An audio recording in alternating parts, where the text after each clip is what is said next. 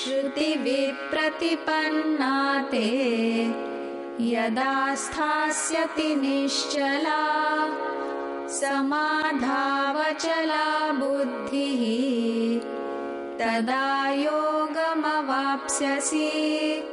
Bewildered by sound, when your intellect remains unmoving and fixed in meditation, then you will obtain yoga, union with the self. So, meditation is impossible unless you reach the state of withdrawal from the world. That is why the preparation is verses 51 and 52. And now you are fit for meditation, you meditate. Meditation is defined as the mind focusing on a single thought to the exclusion of all other thoughts under the supervision of the intellect. So, the mind chants with dispassion. The thought flow is just the mantra. The intellect discriminates between the sound and the silence that follows. When you are in deep meditation, on the verge of realization, you meditate till you are so totally focused that the chant stops. You don't stop the chant. The chant stops automatically because your focus shifts from the sound to the silence between the two sounds, and then you get fixed in that silence. There is no need to keep chanting again. So the thought flow stops. The mind is extinct.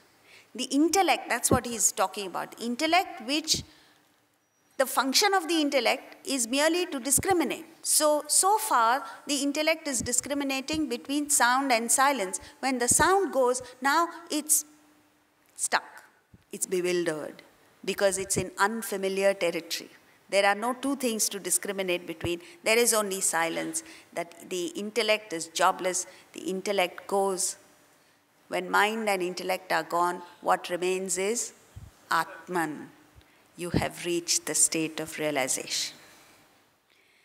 Now, friends, this portion within the second chapter is over.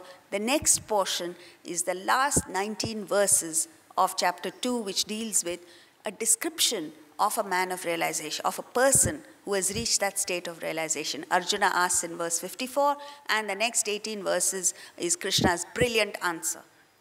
So, that will be the next portion that we do next year, hopefully. But you don't need to wait for next year. There is a book called The Profile of a Perfect Person, which gives a lengthy introduction to the subject and details the 19 verses. This portion, incidentally, was Mahatma Gandhi's favorite portion. He would chant these 19 verses every day in his prayer meetings. Highly inspiring. So please do help yourself to the book on your way out. As you all know, today is the last day. And we've come to the end of a fabulous 5-day session here. Now, as is the tradition, to indicate that our study has not ended but only begun, we will all together chant the first verse of the chapter. Sanjaya uvacha tam tatha krupayavishtam ashrupurna kulekshanam Vishidantamidam vakyam uvacha madhusudanaha